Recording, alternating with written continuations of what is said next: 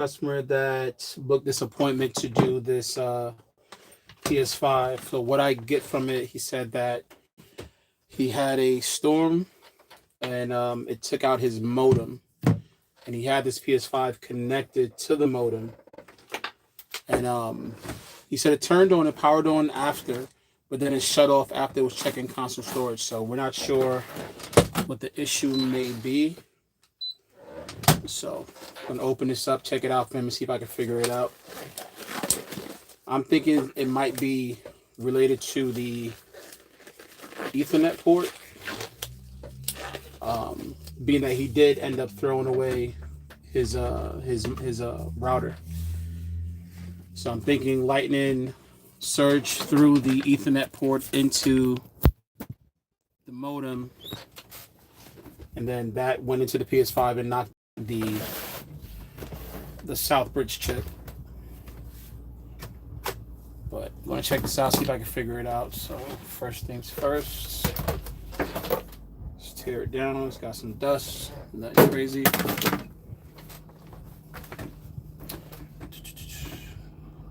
Let me see here. Have not been on live on YouTube in a while, but I guess it's gonna start showing up. All right, let's tear this down.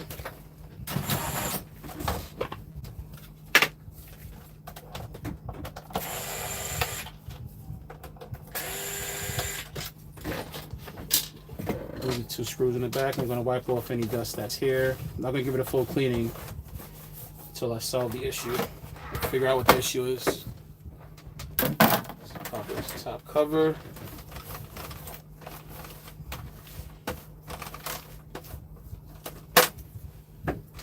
So it's quite common out here in Florida for these systems to go out after a storm. Every time someone asks,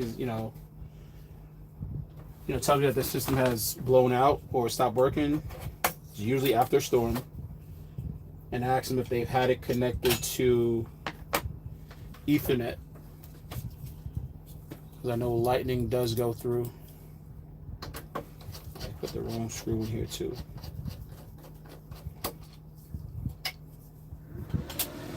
Let's take out his M.2. If you hear that sound, that's my inverter. I am in the back of my van doing this repair. I am completely mobile here in Orlando, so that's what all that is. My inverter kicks in from time to time. I have my AC running. It's kind of warm back here. Let's turn this down. Let's remove the fan. Fan's coming. Clean that out. Take out the security sticker. That means nothing anymore.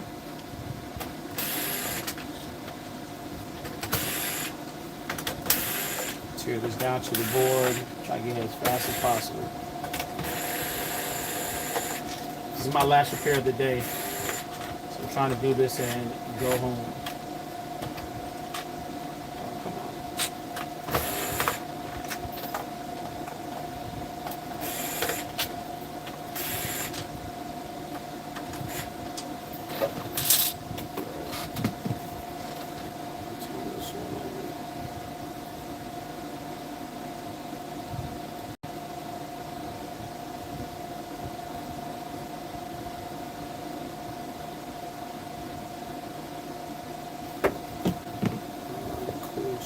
See the chat here too.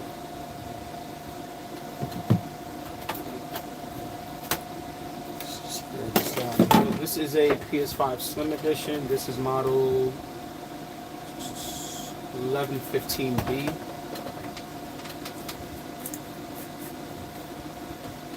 Get as much dust off as I can.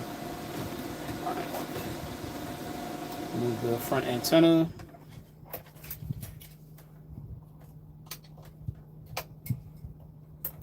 Great thing, I didn't even test this out yet to see if it's powering. He just told me what it was doing, but let me test to see if it's a power supply issue as well. Well, I heard the power supply energized, so it's not the power supply. take my multimeter, check to see what voltage we have. To check voltage from the power supply without turning it completely down, just have to put a black probe on ground and touch one of these fan connectors. It's 12 volts, so the power supply is good. So it's not the power supply.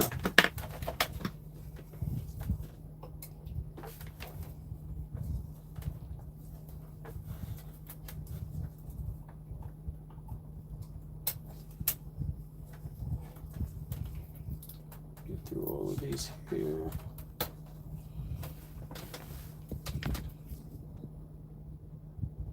Trying something different. I dig it. Really enjoy your content, bro. Thank you, Lawrence. Thank you.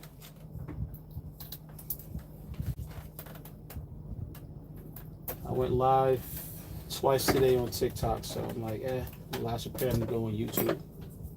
Try to figure this out. All right. Take out all 10,000 of these screws.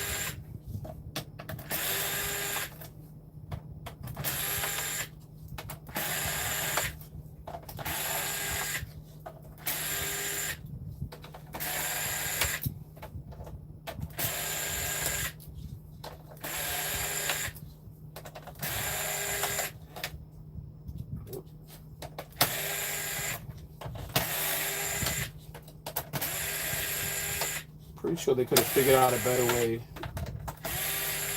to put this plate in without having to use so many screws.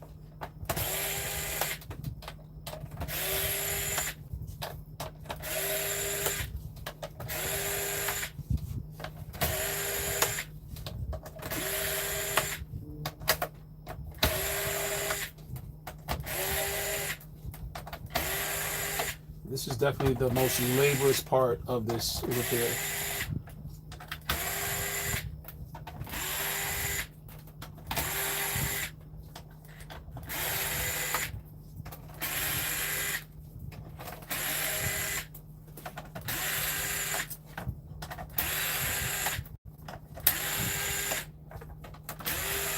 Five more.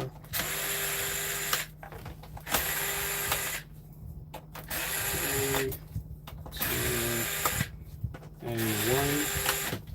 All right, all those screws are out.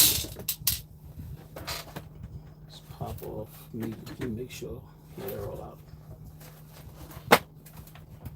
Gently pry up, move it side to side. All right, got this top plate off.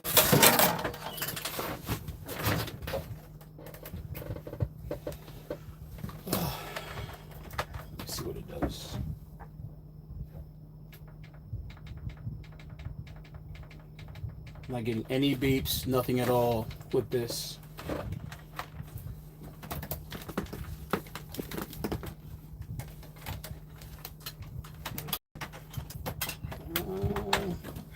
Like that. I'm going to check for continuity, see if there's any shorts on the Southbridge. Southbridge chip is over here. I'm going to just check to see if I get any shorts on these caps. Oh, look at that, immediately.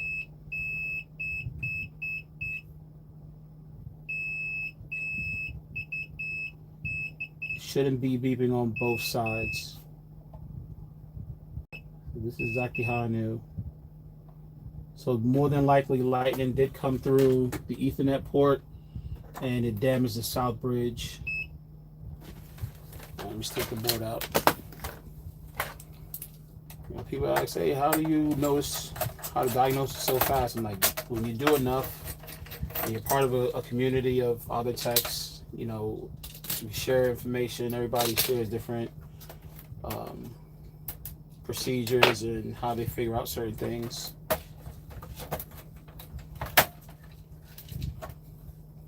So even a dry spot on the liquid metals, so I have to clean up that oxidation on the heat sink in there. But I'm going to test the board.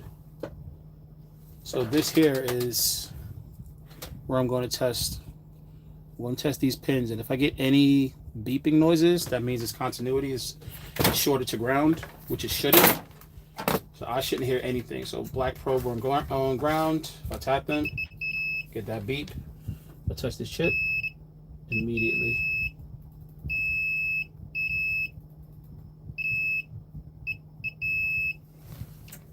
that's definitely Southbridge.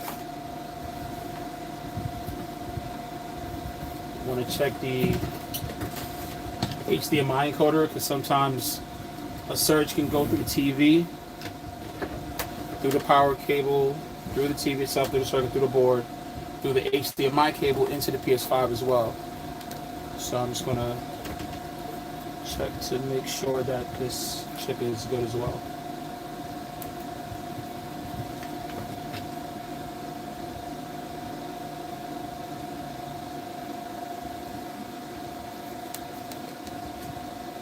So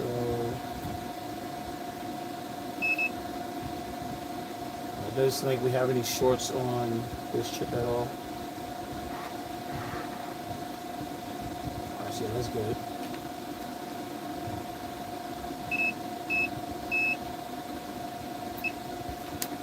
Yeah, everything here is for the Southbridge. This is a 61GG Southbridge.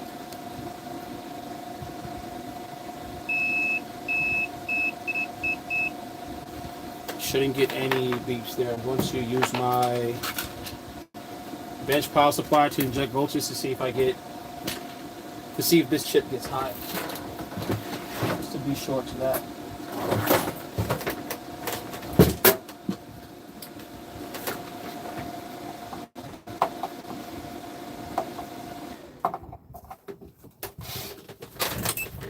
Drop the voltage down to 1 volt. Take my probes.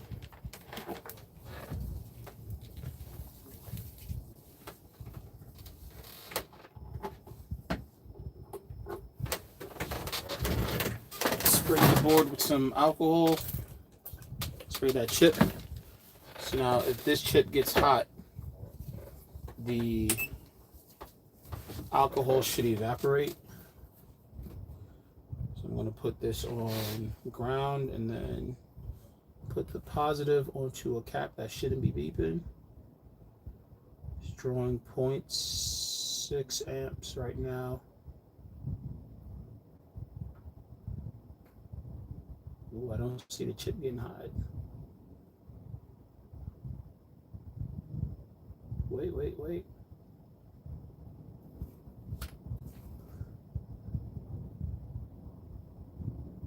Yeah, the Southbridge is getting hot. There we go.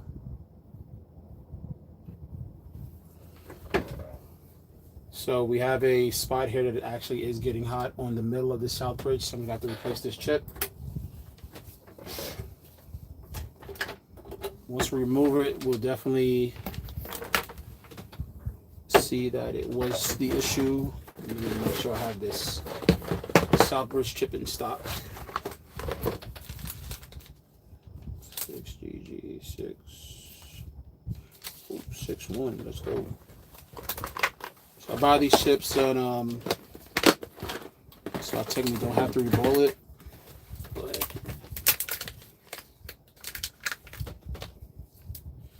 this is the Southbridge chip. It's a 61GG chip. So this little chip is stopping it from power on with all of these little connections, these little balls that have to be put onto the board or soldered down to the board. So we get power supply. Let's connect our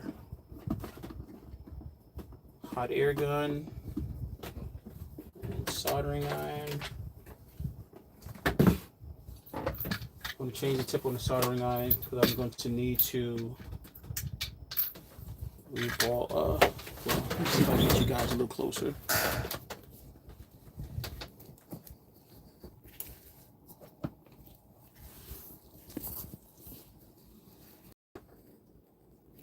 Let's see if this will work.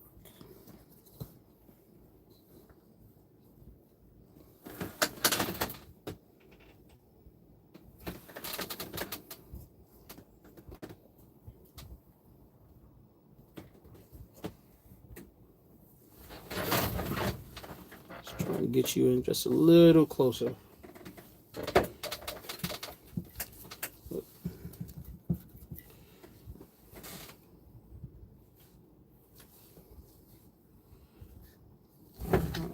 I'm going to do is heat up this chip.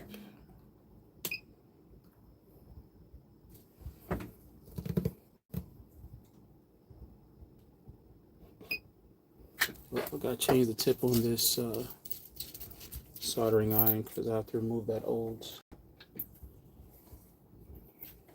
solder that's going to be on there.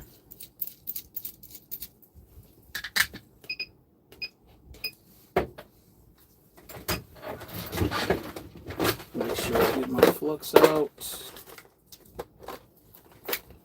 my solder, and a desoldering braid.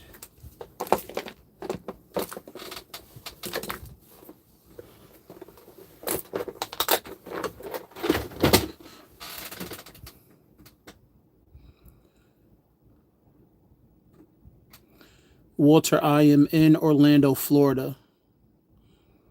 So I'm completely mobile out here.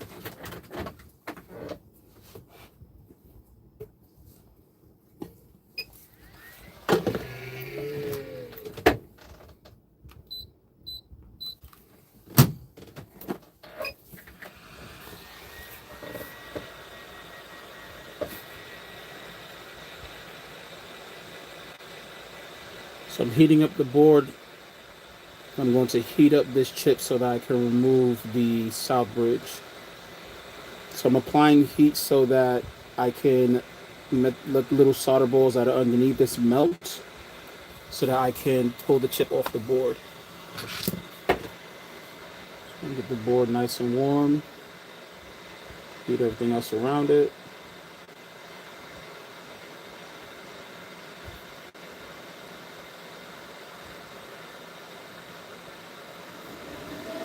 Don't really want to rush this. You want to take your time. Because for as many pads that are on here, you don't want any of that to rip.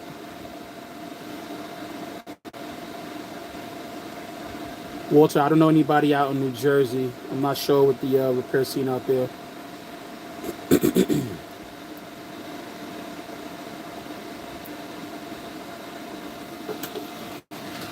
Add a little flux to help with removing it.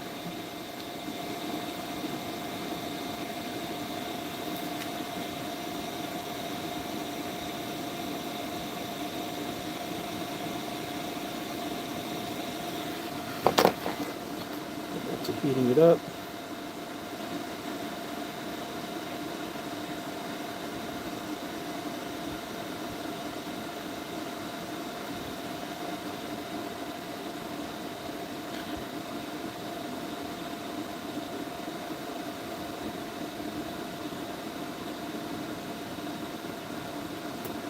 Nap Turner, Alan Loki, what's going on, brother?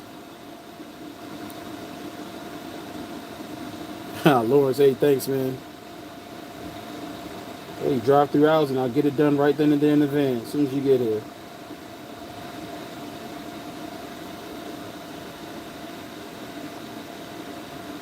Right, so see that all these chips are melted, so I'm going to remove the south ridge. That's a chip.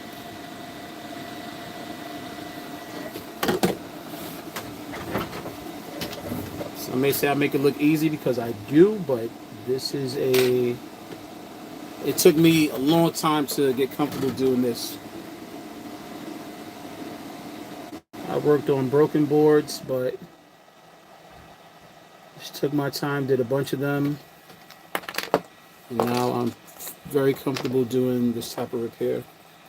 Now I'm going to go over the little pads over here with some leaded solder. So in fact, it's lead free. This leaded is going to make the melting point lower, so it's easier for me to wipe it off the board. I'll have to clean all that off.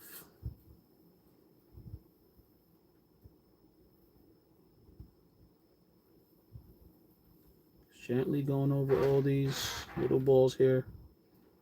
Mix in leaded solder with it. Gently going over it. A lot of people ask, hey, what's the microscope for? So I can see all these connections because it's very hard.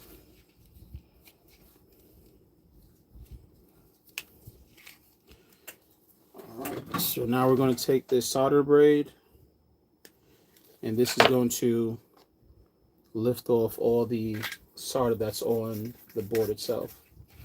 So I'm just going to gently glide this over all those little connections.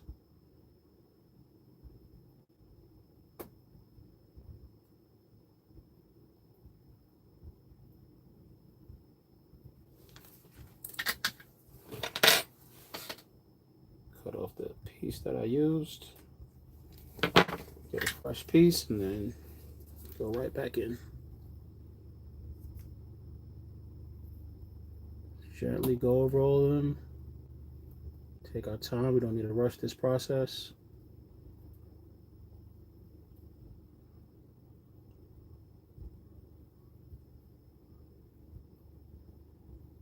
Get all these pads. You want to make sure they're nice and flat.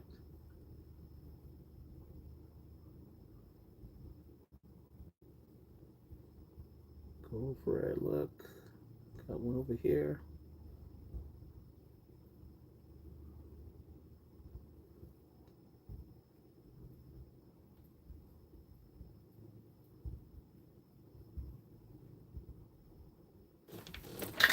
I'm going to clean off that burnt flux.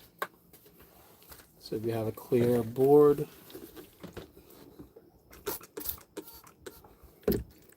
use some alcohol and Q-tip.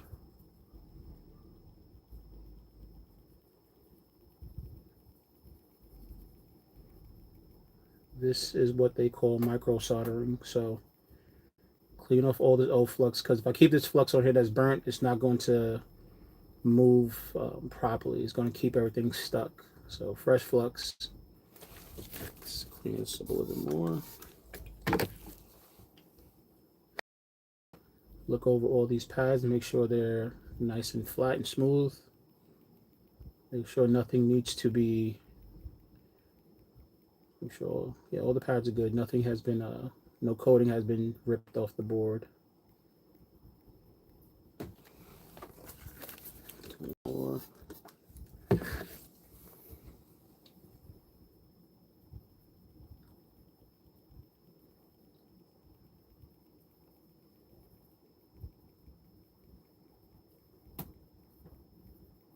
See, a lot of shops don't do this repair because it is very technical.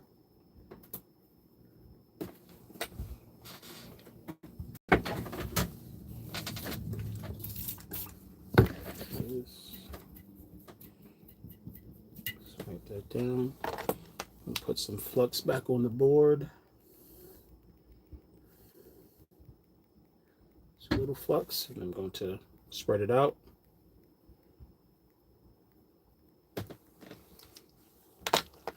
Now I'm going to take the new chip and then align it on the board. Just pin one down here.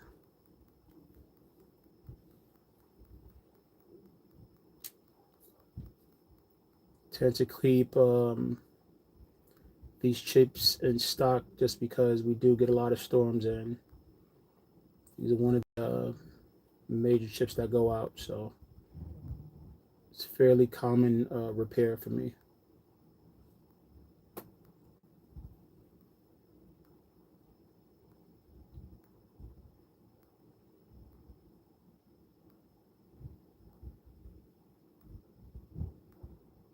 All right, cool. So that's lined up. All right, I'm going to drop my air down.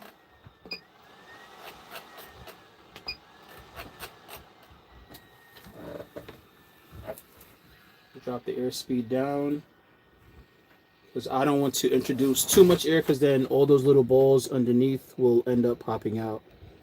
I'm just going to slowly heat the board. It's going to take some time, but slowly heat the board to then get the solder balls on this chip to melt to the board.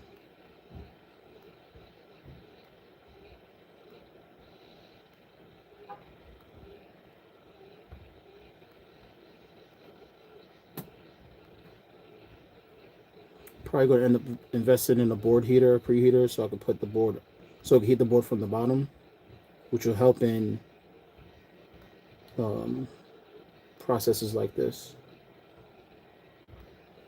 So I can use less heat on the top of this chip in order to melt those solder balls.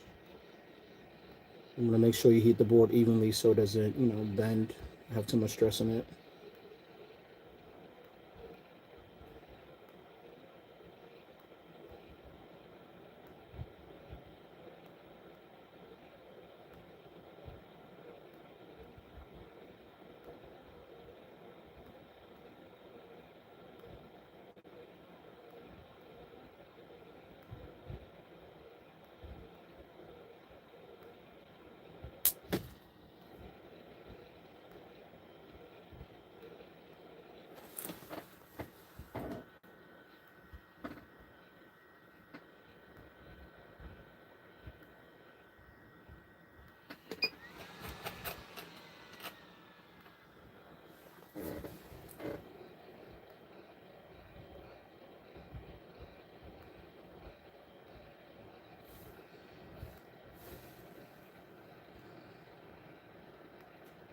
Thank you, console crafters. We're really interested in hear about how you got started in this mobile business. So, console crafters, how I got started is I was doing repairs when I was in New York. I've been out here in Orlando now for 11 years, but I moved here to Orlando, and I wanted to open up a kiosk in the mall, but I didn't get the funding that I needed in order to do that. So I was just going to do repairs back at my home. But my wife, she didn't want people coming to our apartment, which I get, safety. In New York, it was fine because it was mainly family and friends. Um, so I ended up just being mobile and doing repairs out of my Navigator. So with that, I was working at a shop as well. So I worked at the shop, wherever day it was, but then I would do repairs before and after work. So I constantly built up my clientele. I built up my Instagram, my social media, and I had a lot of family and friends out here just recommending people, and then it was word of mouth. I kept building my social media following. I got to the point there when I was just doing in my Navigator, I was doing mainly iPhones and iPads.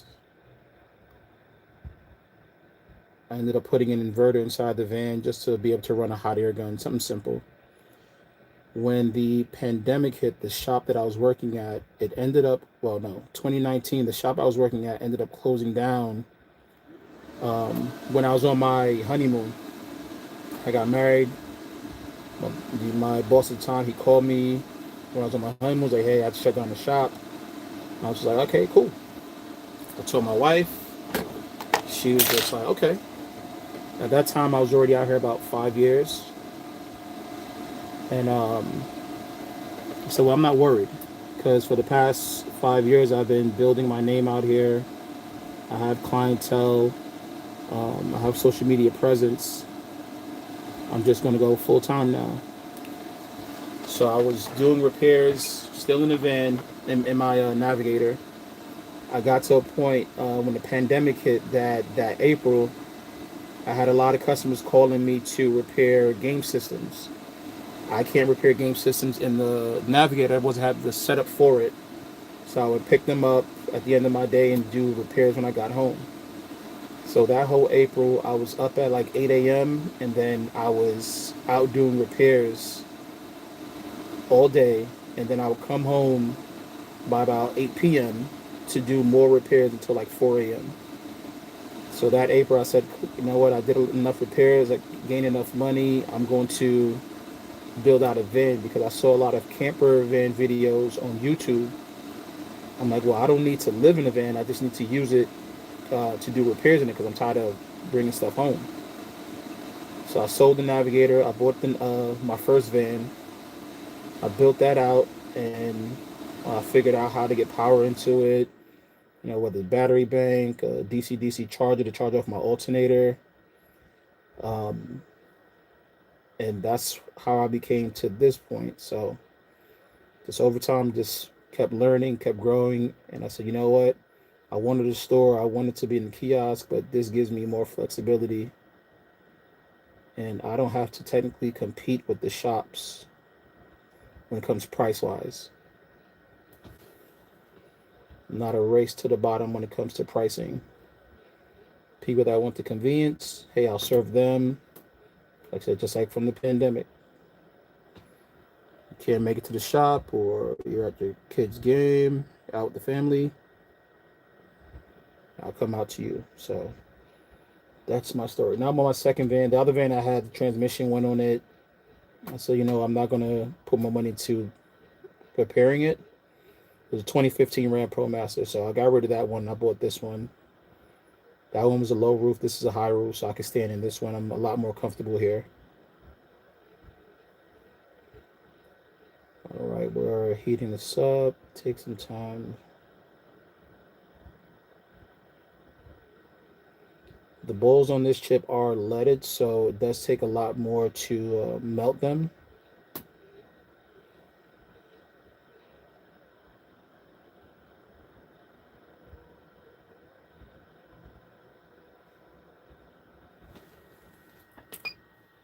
Raise the temp.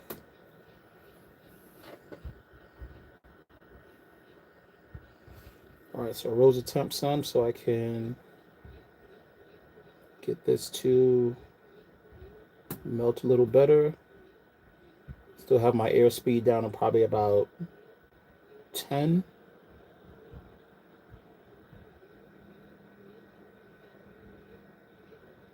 Just move this, move it.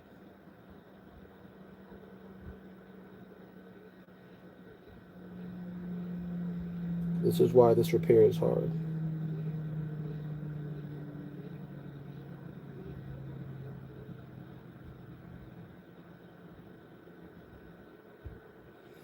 All right, the chip is moving, it's dancing. All right, cool. So now I'm going to leave it and let that cool. Don't want to touch that at all. Let's turn the AC back on.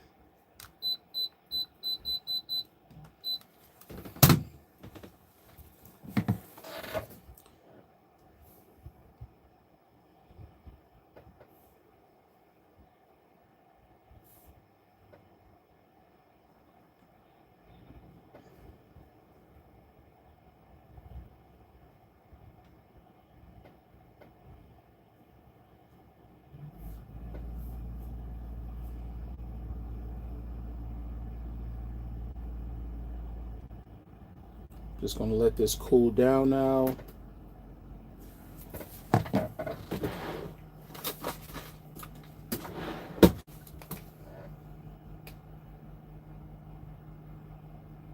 Chip is now at, it says 160 degrees and dropping.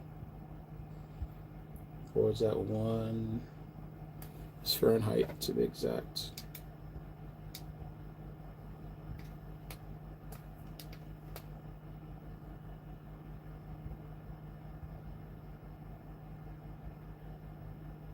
Yeah, the chip is cooling down.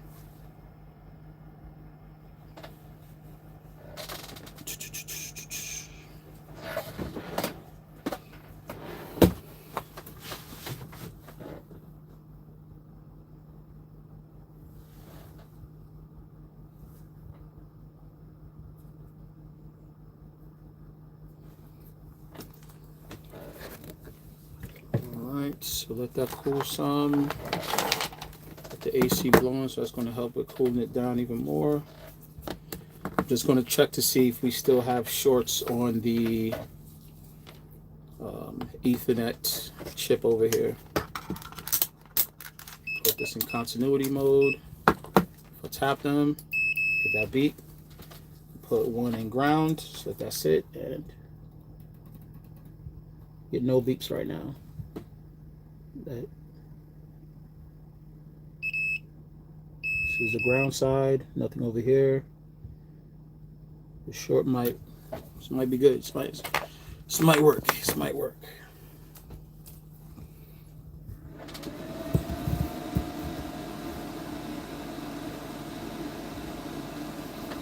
Let's clean off this flux while the board is still slightly warm.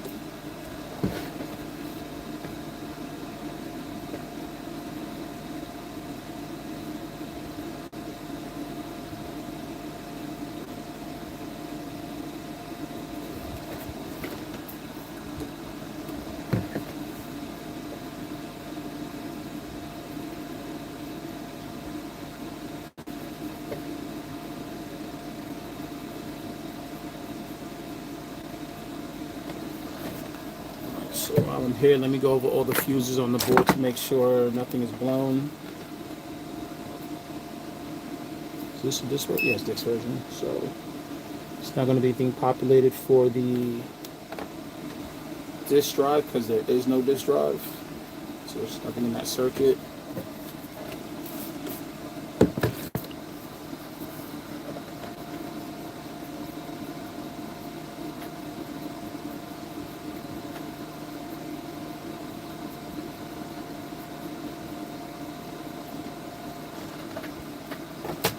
So black probe, no, gotta check here. Another fuse.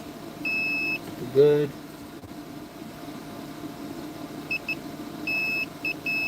Good there. F700.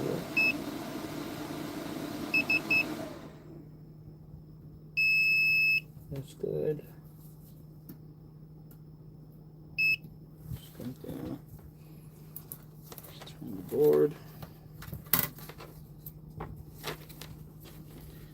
Check this 5-volt rail here. We're good here. Check this fuse. That's good. Another fuse here, F3501. That's good. F3502. That's good. I'll turn it over. Let's go F7002. That's good. All right, so I'm just going to throw this into the chassis of the PS5. It's rolling around in here.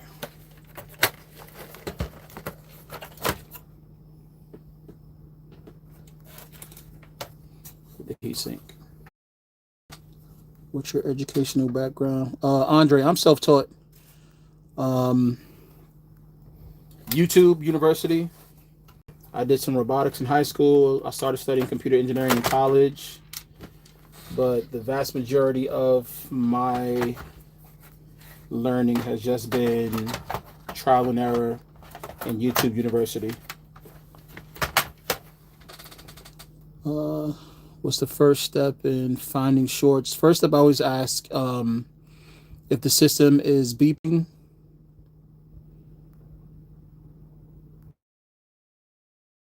Button. If it gives you a beeping sound, that means more likely the power supply is good. So that might end up being a HDMI encoder issue, potentially a south bridge, something else on the real, a 5-volt line on the board. There's plenty of different things, but it's more about the issues. But I ask customers, they say, hey, it's working after a while, after a storm. And I always ask, hey, did you have it plugged into Ethernet or was it on Wi-Fi? And majority of the time they'll say it was on Ethernet. Then I ask them, did they have their modem or router replaced by their cable company? And once they say yes, I'm saying, okay, well, I'm going to check the Ethernet port first. Sometimes you can see visible burns on the port, but I'll check the port itself to make sure there's no shorts. The chip behind it, I'll check to make sure there's no shorts. And then from there, I'll check behind the south bridge to see if there's any shorts. And if it is the south bridge, then I'll inject voltage to a cap, and usually the south bridge will heat up. If not, then it might be something else on the circuit. But I don't have an infrared camera. I need to get a thermal camera, as Gibbs was saying, but I don't have one at the moment. Let's see if it powers up. If it still didn't power up, okay. I'm wondering if I have to reball that south bridge again. That's sometimes the issue with the leaded solder. It doesn't flow as well, as easy as not leaded, unleaded. Doesn't flow as easy. I'm not getting anything on boot sequence for this. So I'm going to hook up my power supply, hook up my leads, and see what I'm getting on initial startup.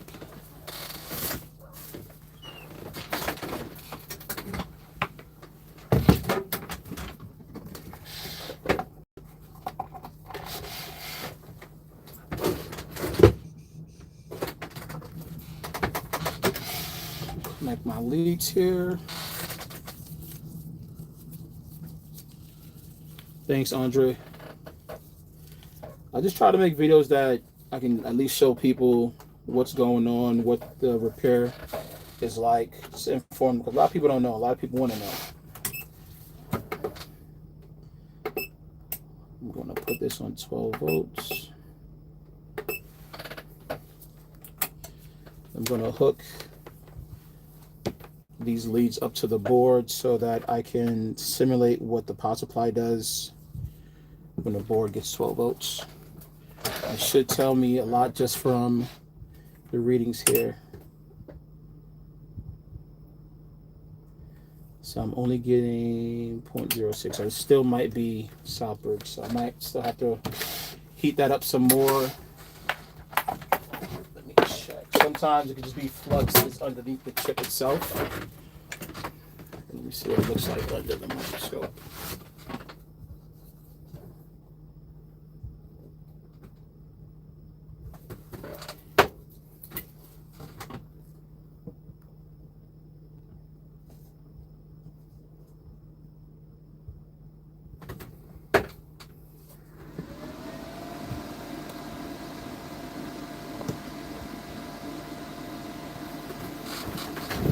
Could be some flux.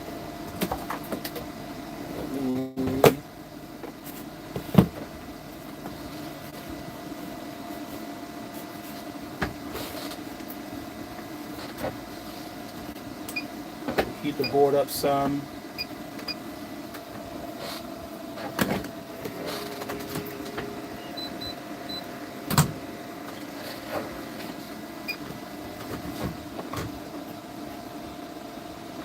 Heat the board to get the flux moving, and then I'm going to hit it with my air duster just to get any of that from out under the chip itself.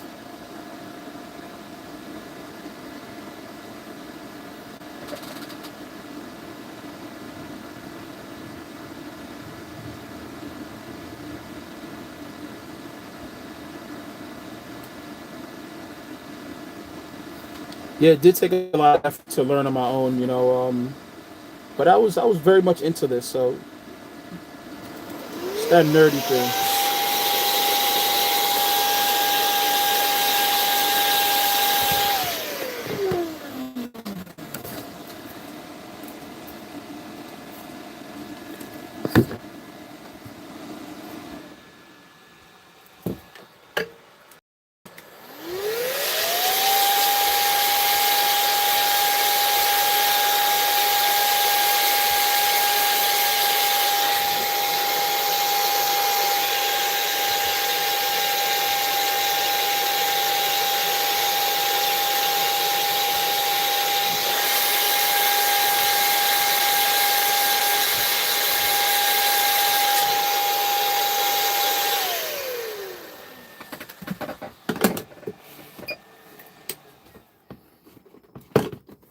Let's see what we get. Let's see if that's solved the issue. If not, I'll probably have to reheat the chip and then nudge it again. Sometimes it's a case of not all the connections are touching. Hit the black to ground, red to positive.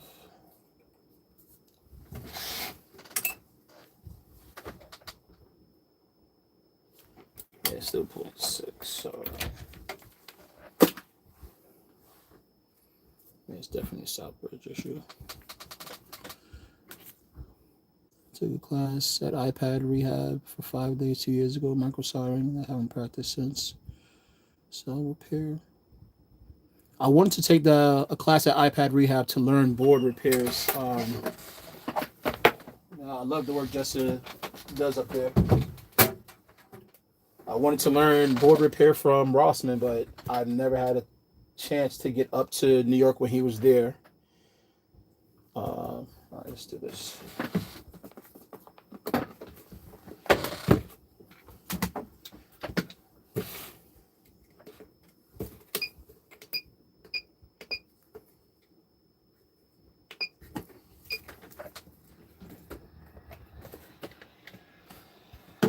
Actually, let me hang it off the edge of the desk so that I can heat under the board.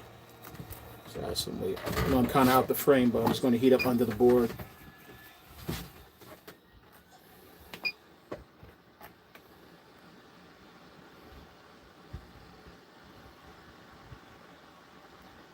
So I'm going to heat under the board so that I can get the board hot enough to melt the solder itself on the chip.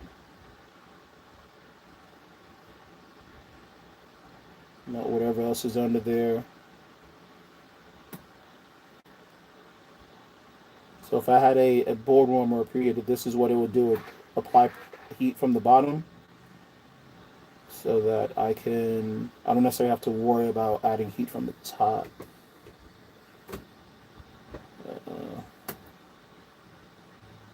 Well, I don't have to add as much heat from the top. So it makes it easier to put the chip on the board.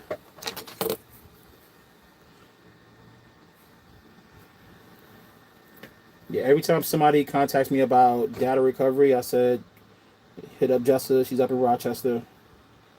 I said, here's her YouTube.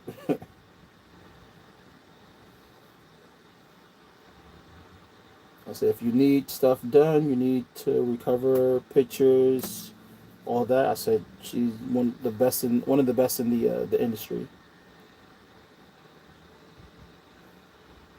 I said, I can't do it, so I'm gonna point you to somebody else that can.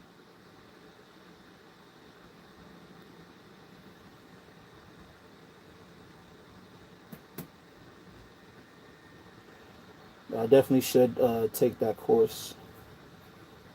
Set some money aside to head out there. See, I don't know if I want to do MacBooks or I want to do phones. Because if Rossman is still teaching, I'll head out to Texas and learn from him. Just because I'd rather get into the whole MacBook side of things. I get a lot of MacBook requests out here because not a lot of people do MacBooks.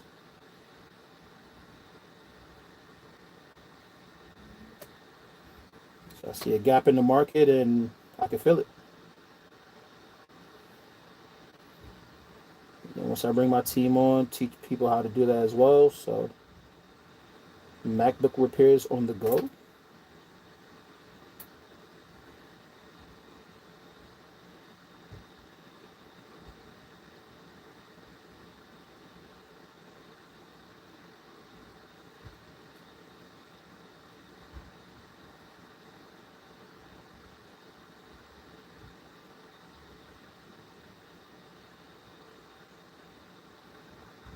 All these solder balls are still, all of them aren't melted yet.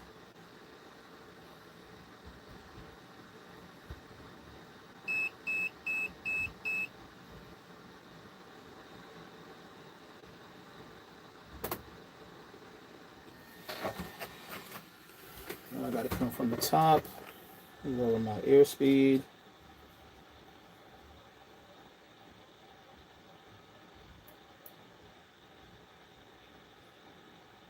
Not get too close, I'm not trying to.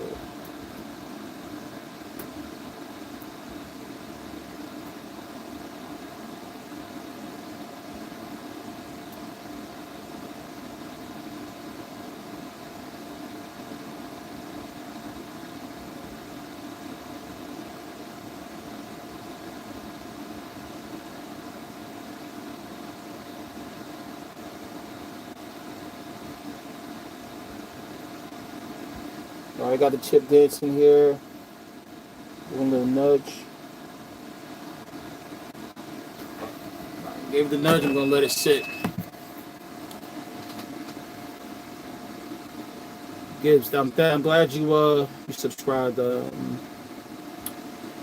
see, I heard Lewis is way good too. Follow my YouTuber. He doesn't seem to post anything about repairs anymore. I think I was late to get to watch him. Yeah, I used to watch like Lewis religiously. Every video he posted. Okay. What's there to learn now? I'll go home, I'll set up stuff inside my room, inside my other room, and I try to learn as much, try to follow along. I have some MacBooks trying to learn the board, but it's one of those things that I probably definitely need somebody there with me to teach me. It was just a little difficult for me to grasp the concept of what he was talking about at times.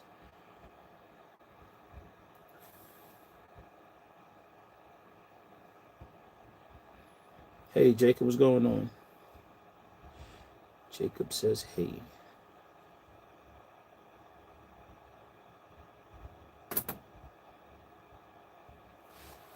I'm just waiting for his board to cool down. I'm going to put it back in. I'm just going to...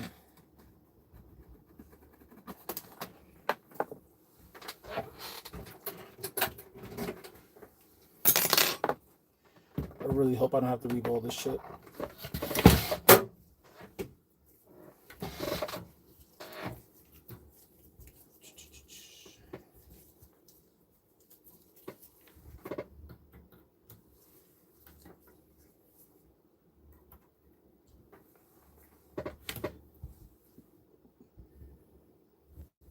The board is cool now.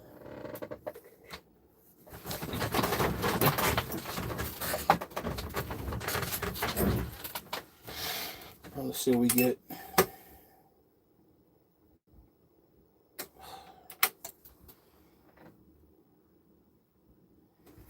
Still getting 0.6, and I do believe that's Southbridge related.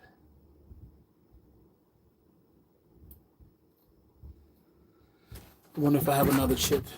So I'll rebuild it. So I don't want to rebuild it now. It's going to take me forever.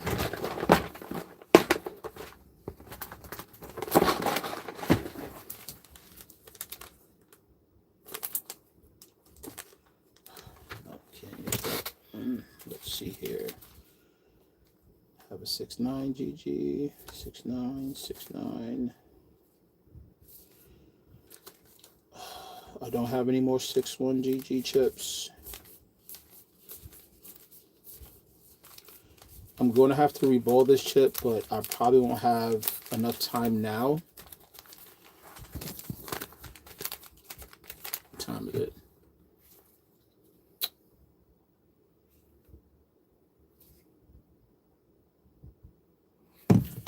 Alright, so I got to rebuild. More than likely pull this chip and rebuild it and see why it's not doing what I want it to do.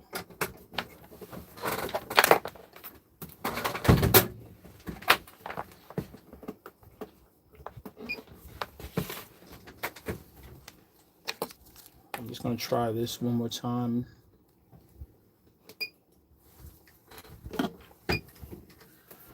So the last thing I want to do is rebuild this chip. Go hit with some flux.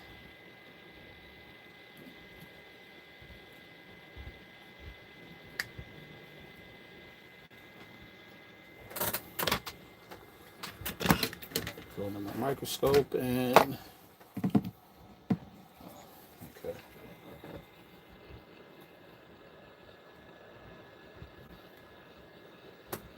get this board nice and hot.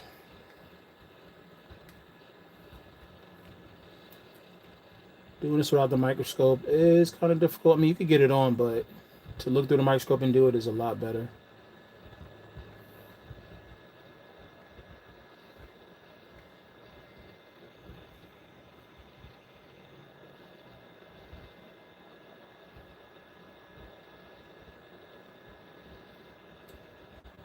Also, I get to see if I had any solder balls that are popping out the side as well.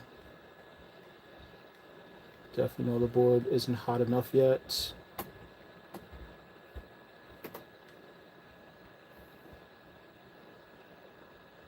These Southbridge issues I usually like to leave for later in the day just because I do end up going over time if it doesn't work out the first time. And then rebowling takes forever as well.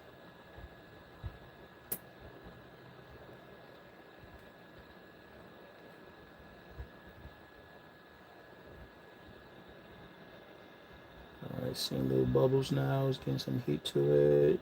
It's pulling in some of this flux.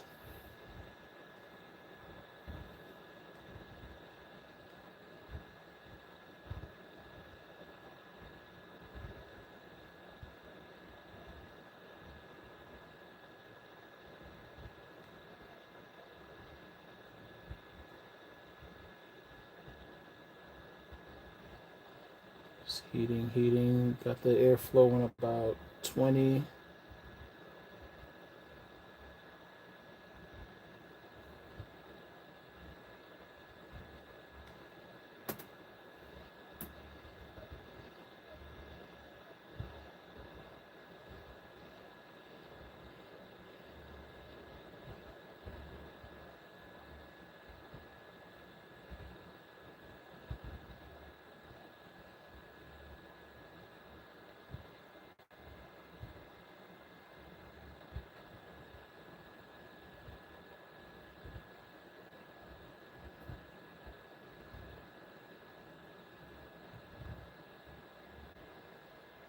Solder still hasn't melted.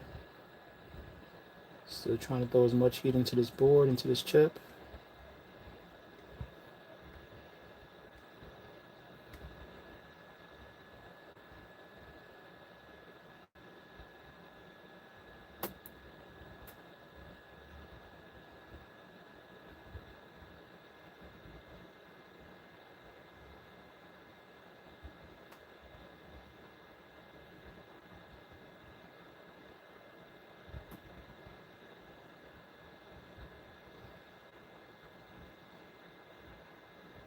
If I don't get this, I'm probably going to close this up, take it with me, and then work on it tomorrow.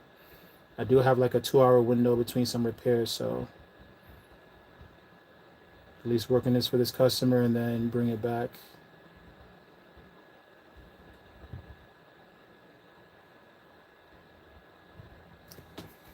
I'll say not every repair goes as planned, not as smooth as planned.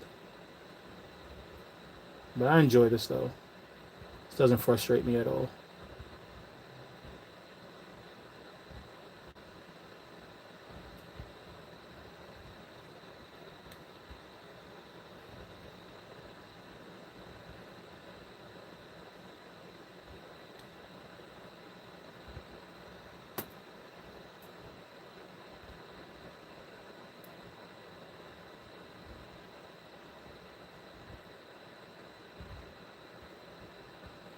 Alright, got the chip moving some.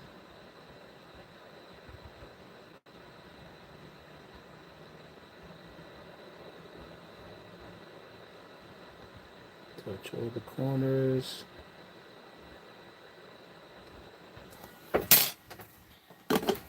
I'm going to leave that to cool down again, and hopefully we see a difference.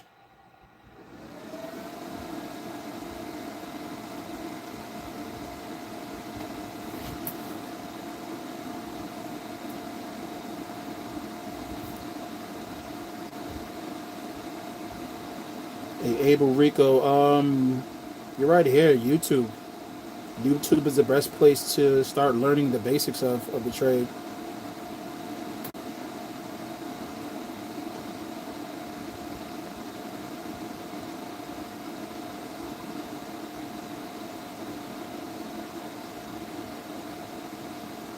Gibbs, you're certified. If you do all that, man, you are certified. Andre, I've definitely had setbacks when it came to. I remember I was telling somebody earlier. Back when the iPhone 5S's were out, I was living in New York. I was bouncing, but I used to do repairs for other bouncers and the other workers of the club I was at. And I did a 5S, but I think I ended up damaging something on the board. And it was my coworker, so they knew me. So I was like, you know what? I'm just going to replace the entire phone because it wasn't something that could be repaired. So I ended up replacing the board for him. Well, replacing the entire phone for him. Got him a new phone. That's because, I was the one working on it, so I caused the problem. Let me solve the issue. So he was without a phone for maybe 12 hours. I went and bought him a new phone that same day, and I saw him that night, and I gave it back to him. But what else have I had? I had to replace. I was working on something before, and I had damaged a motherboard on a laptop. I just replaced the entire motherboard for the customer. I mean, I lost out. I lost profit on it, but it's that's what you gotta do. You gotta pay for your mistakes. I can't leave that on the customer. It was a case of the board was working, and what I did that kind of messed it up. It stopped the board from completely working. So I'm like, you know what? Let me solve my mistake here and get that right for him. And he's still my customer to this day.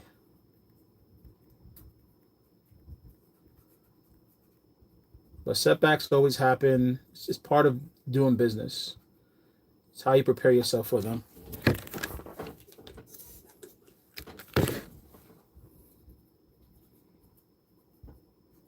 There are times where you may say, "So, oh man, I can't afford this setback," but that's just the cost of doing business.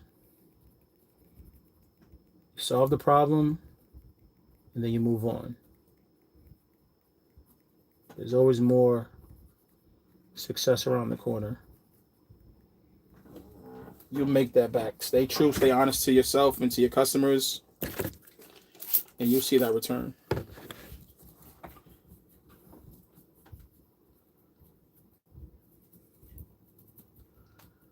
Yeah.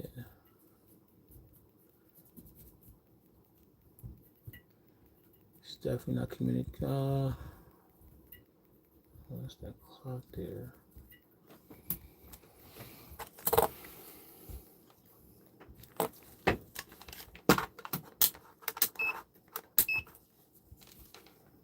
Test if I'm getting anything from this chip at all.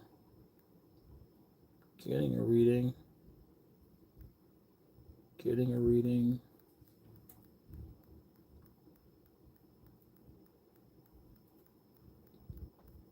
I'm not getting a reading on everything. I guess I'm not supposed to there, but let's see here. Let's check and see what you guys said here, Andre. Okay, we're about the setbacks. Okay, yeah, learning curves are necessary to get better at any craft. That's correct. You gotta fail before you get better. But what it said, every L is a lesson. I've had to replace 3 phones for customers in 8 years. Mistakes happen, and I'm not rare. I've broken a lot of people's phones, but I've also made it right. And fix them. I agree. Yeah, there we go. Tell people, man, you can't get into a field like this and not want to correct your mistakes. Part of doing business. You do a good job, you get paid for your service, cool, customers happy, you move on. When you don't do a good job or a mistake happens, yeah, you're losing out on the money, but it's a lesson for you. It's more about, hey, what you can do different the next time. Perfect the craft. Get better at it. I'm thinking some of these balls underneath they probably moved and they're joined.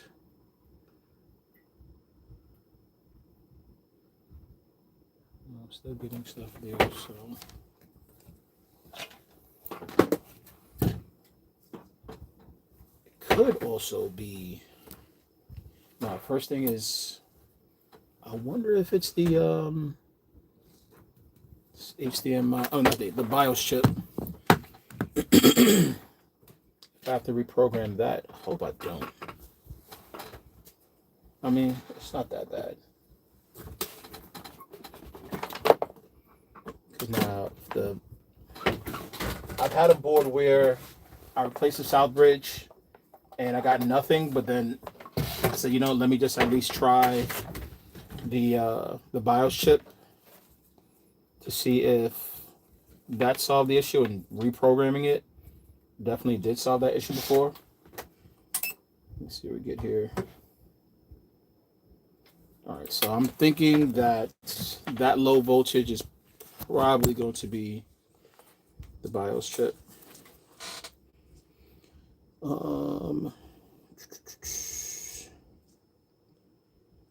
Getting 0.006 milliamps or amps.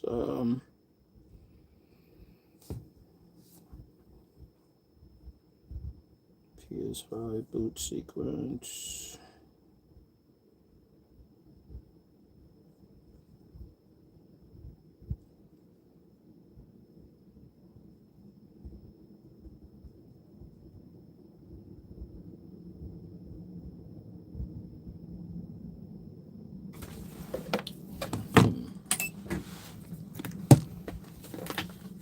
Let me check voltages on the board, because that has got to be on there good.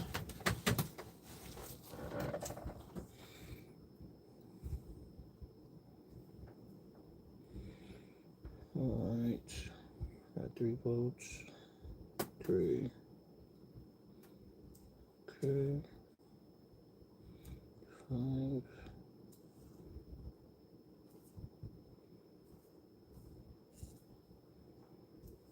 Nothing's getting warm. It's probably on boot. It's 12.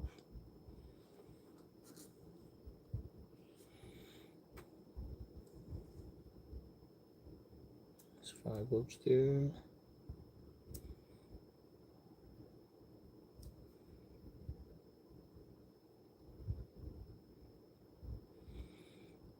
I'm getting all the voltages that's needed.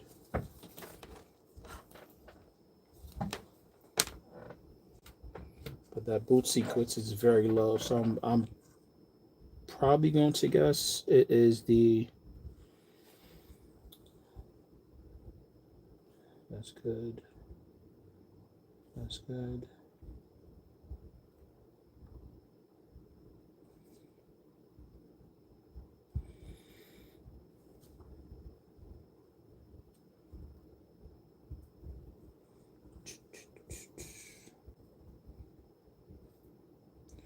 Again, 3 volts at the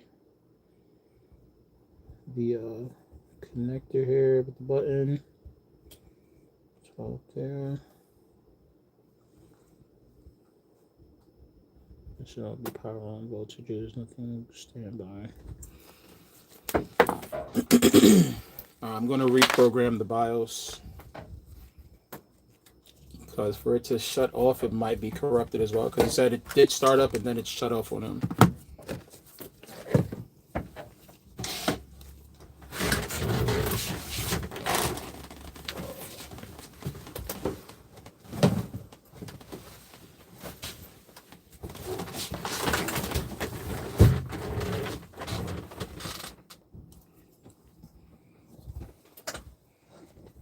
Just move this up.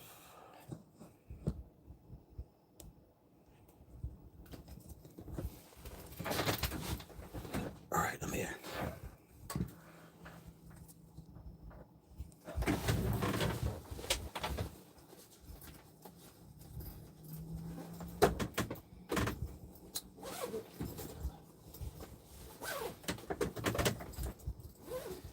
These are the downsides of working inside of a van. When things go astray, you don't have everything you need right in front of you, because you got limited space. All right, cool. Put this here. Open this back up. So see what you guys are saying.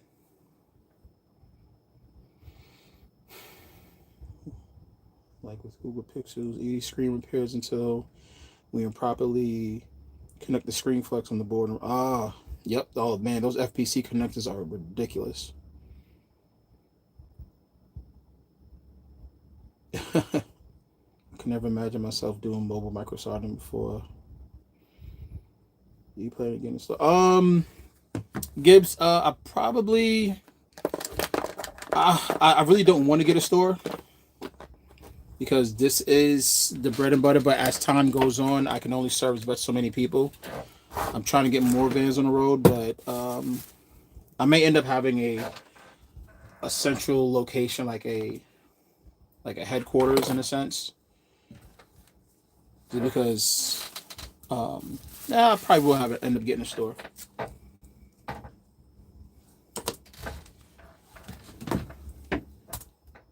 least that'll be the main meeting place for everybody that's in Orlando, and then makes it a lot easier.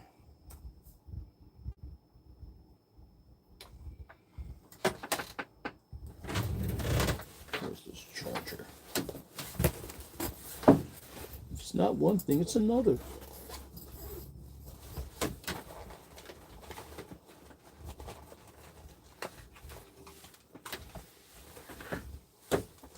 And just like that, my laptop died. Alright, cool. Let's plug this in. Hey Doc, I am located in Orlando, Florida. Let's turn this back on now. I'm completely mobile here in Orlando, Florida. So I come out to you and I do all repairs inside of my mobile office. How often does liquid metal actually go bad on these PlayStation 5?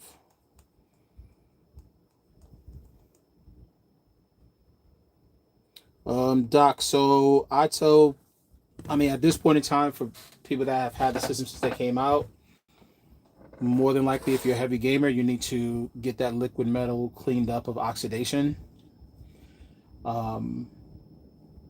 You probably still be found with the same liquid metal that's on there, but definitely oxidation is a big problem. Like even this system, look on that chip, see that little circle in there?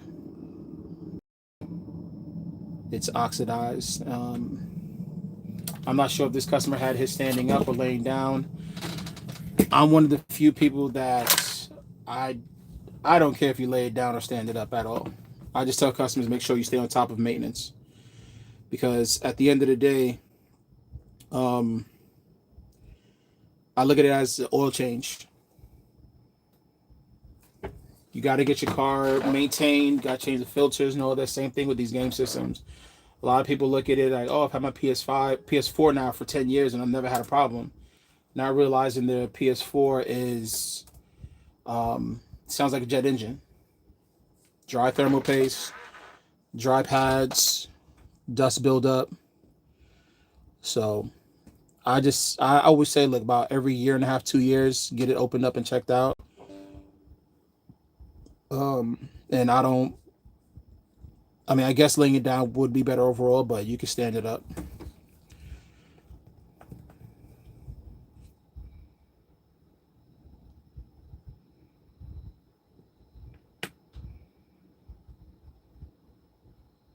Yeah, that's exactly what it is, Gibbs. Just to be able to have customers come in.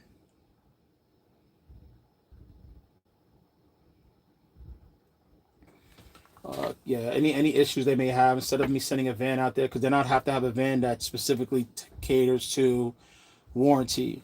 Technically, it's the case of, hey, well, you wanted a mobile service, you got a mobile service, we should go back to mobile. But if you can't wait in that time to schedule us in, then yeah, definitely the shop's an option.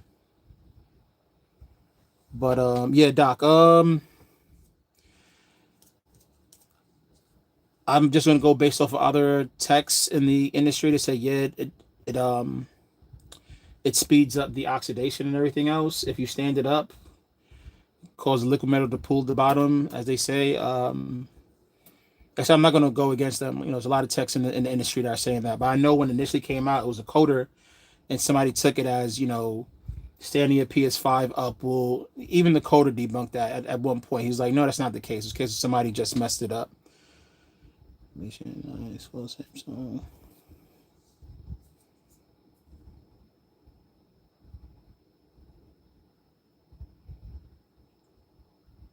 Yeah, installing an external or extra M.2 does definitely help, because you're not writing to the main system storage. Okay, let me get this so I can read this. So a lot of people pull the chips off the board, in order, the BIOS chip, in order to to read it, I use this little alligator clip. I noticed that it actually works. It works well. I don't have to desolder that chip.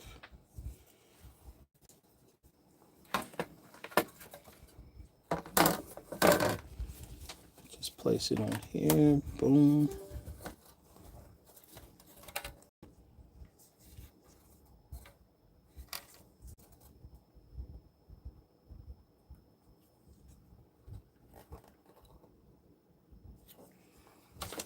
Alright, let me open up your programmer to see if I can get this.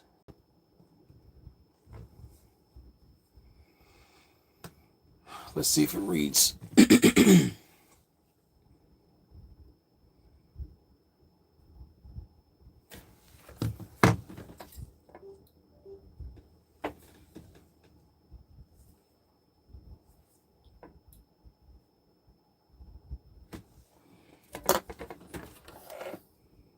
Probably not sitting too low. There we go. It's a lot better there. Let's put this back in. It's reading the chip right now. So I'm going to, what board is this? EDM 020.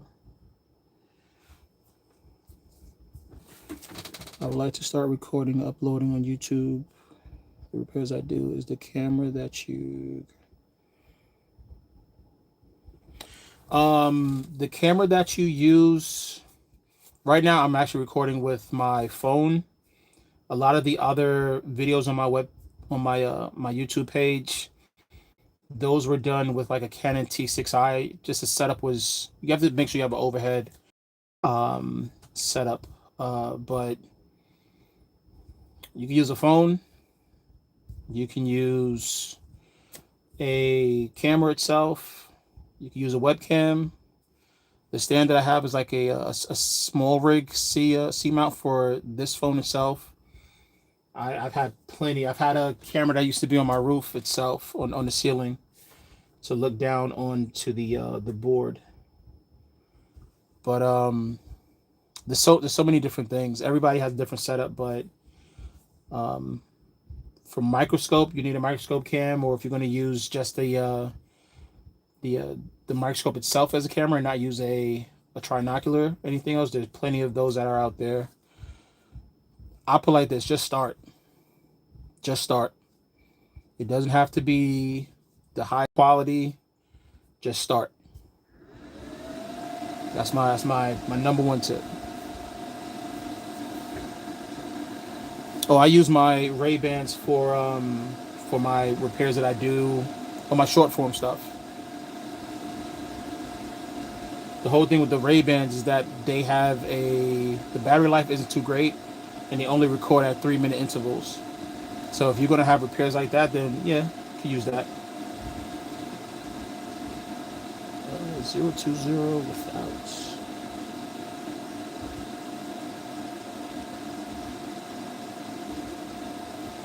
Alright, so I'm gonna put this as, whose one is this?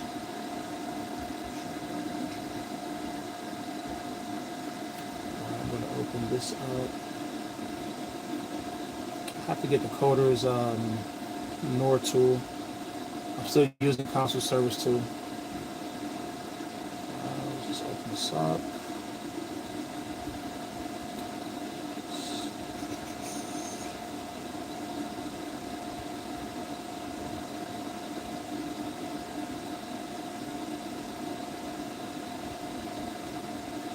You're welcome. You're welcome.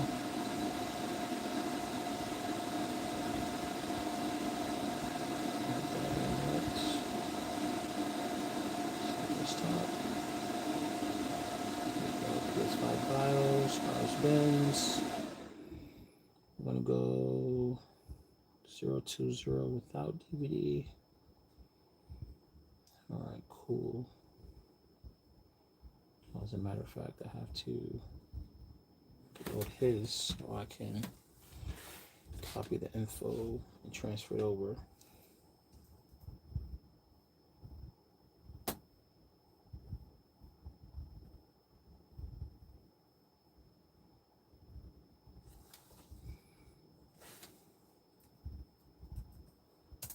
So used to using my Mac now. It's crazy. All right, so I'm going to copy over the serial number. Get the motherboard serial as well. Problem that I've been having with this program is that it hasn't been saving with the information that I put in, so I had to manually edit the values in Neo Programmer. This just makes it easier. That's why I like doing it this way. Let's go here. Boom. Let's change this to this. Change this to this. Change this to this.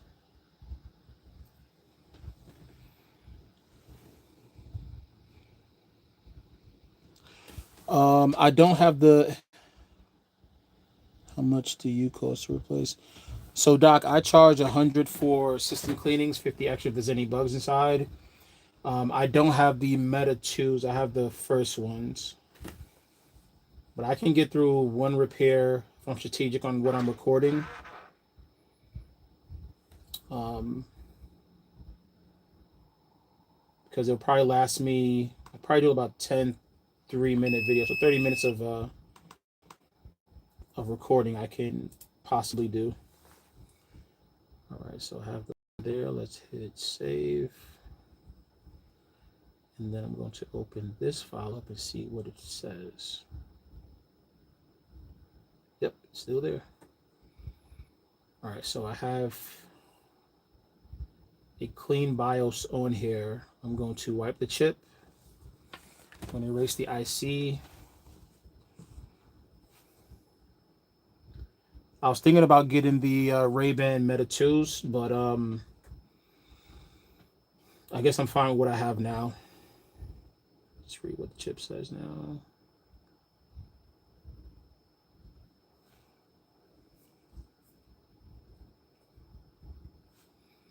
All right, so I'm reprogramming, I'm reading the chip to make sure it's been cleared, and it looks like it has. I'm going to load in the patch files, and I'm going to write the firmware to the chip now. Didn't take too long. Then I'm going to check the boot secret because it seems to be that this South bridge is on the board properly. It's holding firm, but as I said, when he powered this on, it powered up, and I guess it was checking console storage. I hope that the SSD controller didn't get damaged. I'm going to check for I'm going to make sure that this one has the serial number here.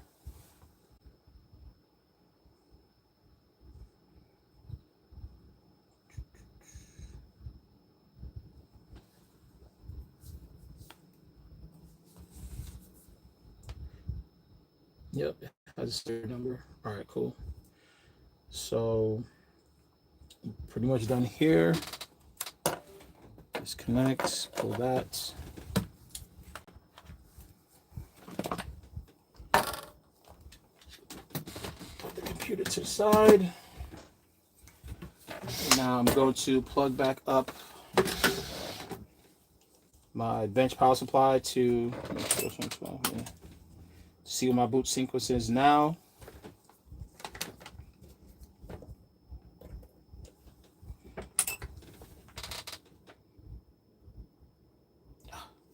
It's definitely a South bridge, so I'm gonna have to re-ball that, but I'm not gonna do that now. It's already 8 o'clock. Pretty much I'm done, so I'm gonna contact this customer. I'm ask him if he wants me to hold on to it till tomorrow. Tomorrow's Thursday, is a busy day, so I might probably get it back to him Friday. And but I'm gonna pull the South bridge again, re-ball it. It's good talking to you, Gibbs. I'll see you next time. Definitely start posting, bro. Start posting. I'll be waiting for your first video. But yeah, I'm going to remove this south bridge, reball it, and see if that's the case. If that's what it is, I should have another south bridge that's in there, but I have to reball that as well. So even I don't even have there. I don't have solder paste at the moment. But so this is going to be a part 2. I'll probably come back to this maybe tomorrow. I may record it, but I reball by hand, so I don't have a stencil for this one. I probably do have a stencil. I'll have to double check. All right, so till next time. We'll be back at next time, probably tomorrow or day after, and I'll come with an update on this board and this customer. We'll go from there. All right, guys, thanks for watching. See you the next time.